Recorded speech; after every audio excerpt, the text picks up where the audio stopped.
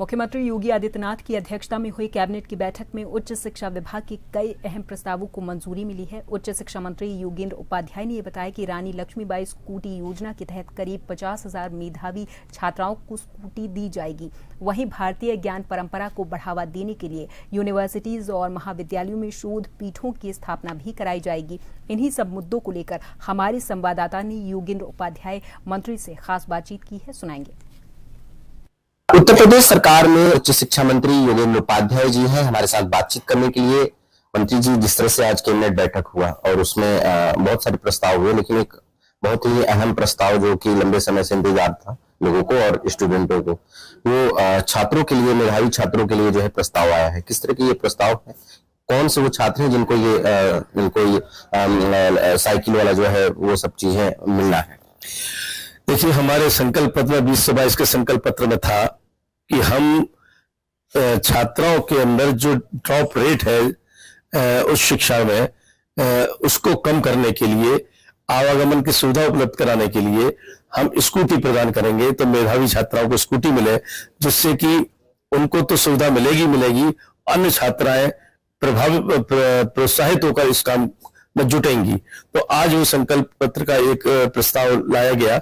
उस प्रस्ताव में है कि हम सभी प्रकार के विश्वविद्यालय, यानी निजी और सरकारी, सभी प्रकार के महाविद्यालय, यानी कि सरकारी, एडेड और स्ववित्त पोषित सभी प्रकार के महाविद्यालयों में जो भी उस संस्थान की टॉप 5% छात्राएं होंगी, उनको स्कूटी प्रदान करेंगे।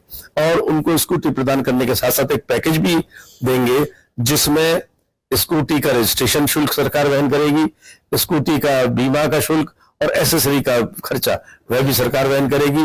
और वितरण के समय हम एक हेलमेट सही मार्क का और 5 लीटर पेट्रोल भी देंगे। और इसके अतिरिक्त जो बैरियर है इसमें, वो 12 लाख वार्षिक आय से कम के परिवार जिनकी इनकम होगी उन छात्राओं को, और जो उत्तर प्रदेश की नागरिक होंगी उन छात्राओं को ये सुविधा उपलब्ध होगी।